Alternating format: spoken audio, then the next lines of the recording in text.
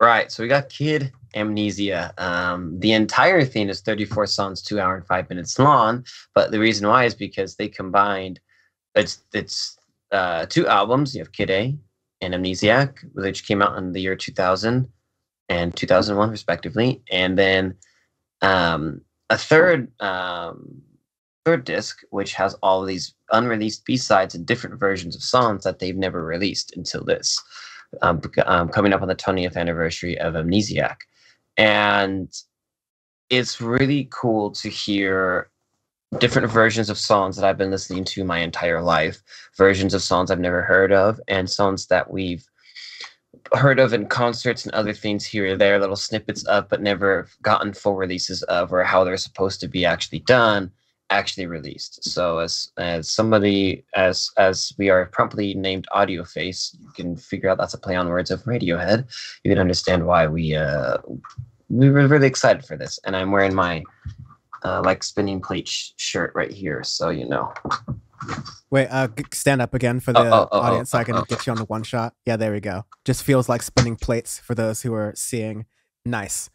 So yeah, that and also before we get into it, we did a 2-part Audioface episode on Radiohead that dropped this year, I want to say, for our anniversary of the podcast.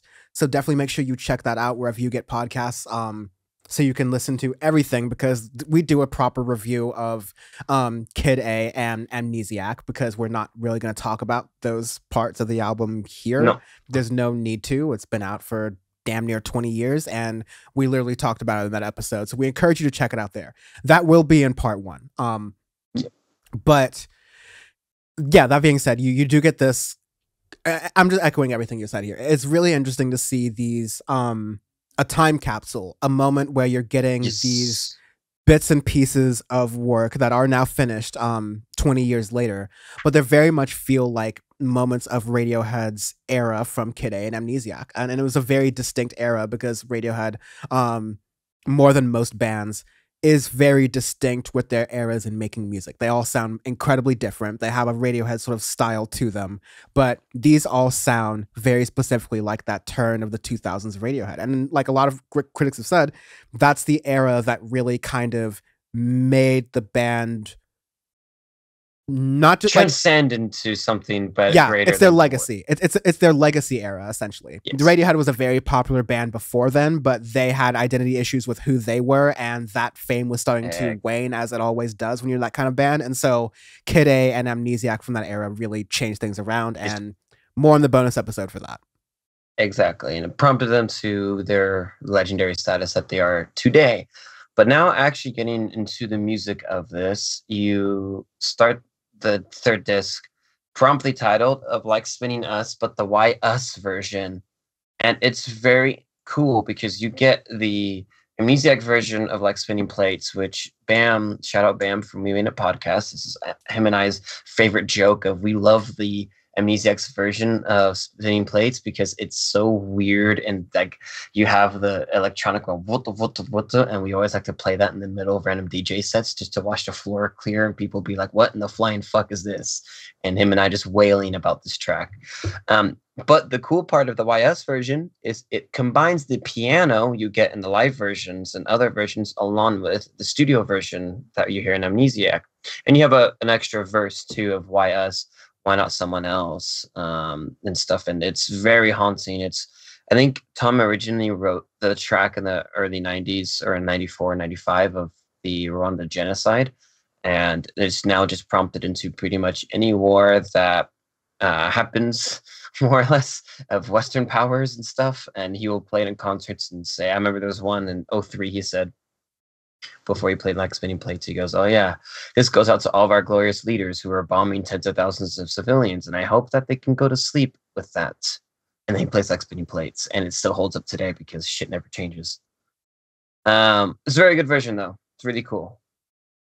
Yeah, I liked, that's what I felt a lot of, like, these songs were, almost like not like overlays, but like combining some Kid A-ish things with some Amnesiac things and like putting them together and creating like a sort of different remix from them, which is not like to downgrade in any way. Like a lot of bands do this. Like the Gorillaz D-Sides project, a lot of it is just like taking existing Demon Days songs and like slowing them down or repacing them or doing some sort of like different spin with them, just so you can kind of get an idea of what their headwork was like. But it's definitely like something you benefit from most as a previous Radiohead fan, like coming into it already. It's definitely like fan service kind of deal. I liked like Spinning Plates have always kind of been like, like it's a fine Radiohead song. But I was really like the Fog, which is like a super rarity Radiohead speaking again. Yes.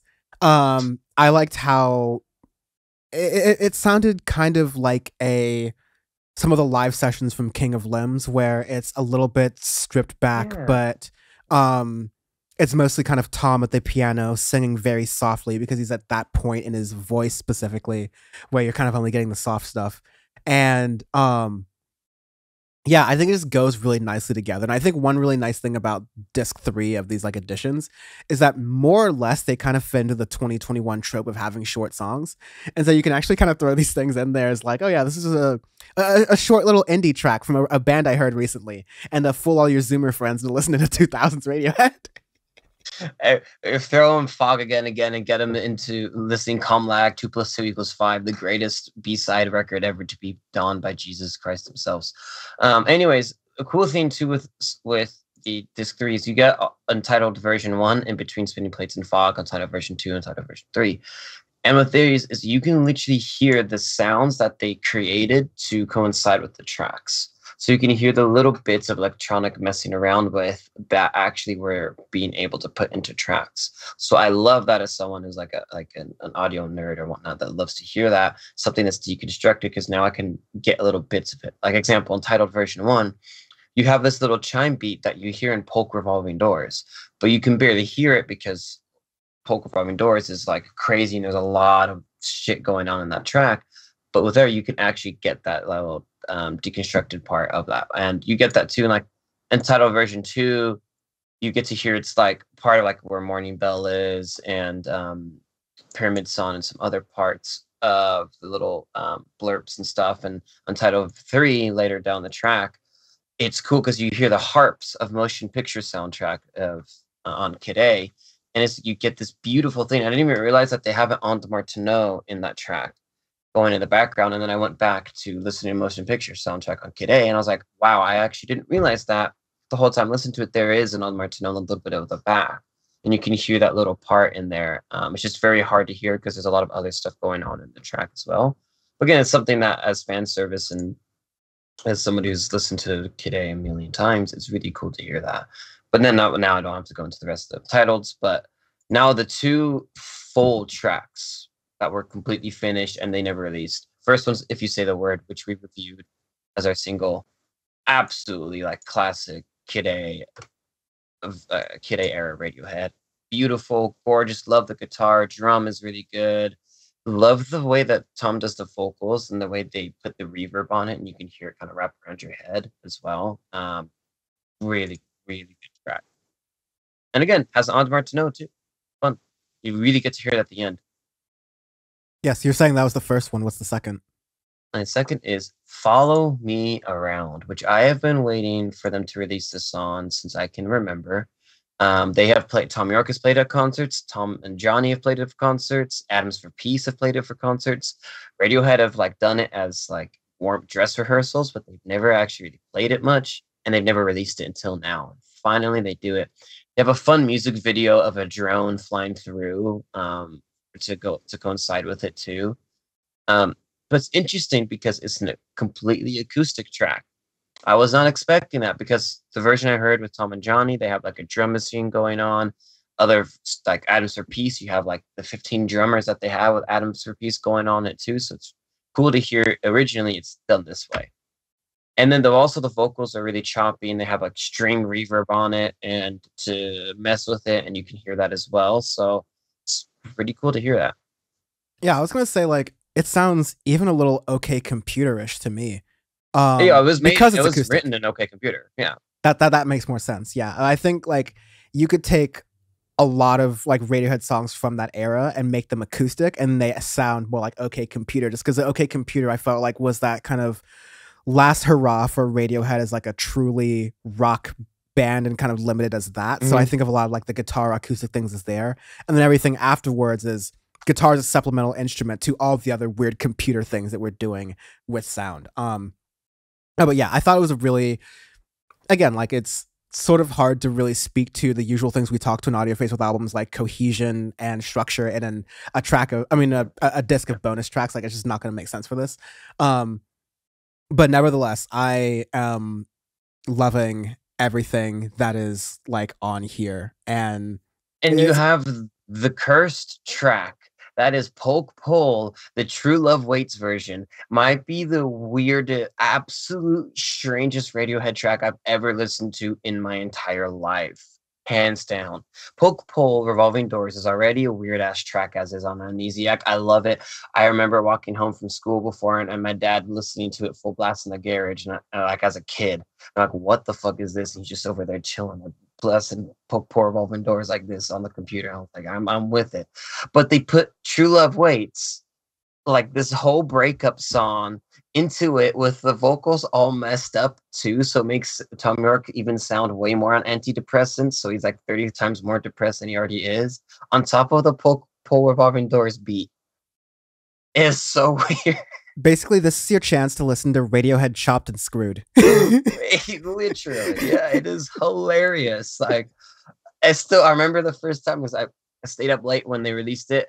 I was out, you got following me around. Cool. I was like, Poke Pole True Love Waits version. I'm like, oh, maybe that was like a session or something. No, literally put True Love Waits in the middle of Poke Pole Revolving Doors. Like, oh, this is okay.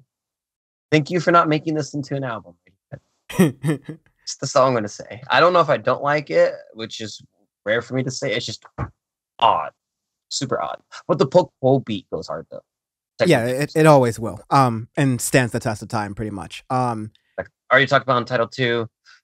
The Morning Bell in the Dark version, there's already 2 Morning Bell versions on Kid A and Amnesiac, and they're very different.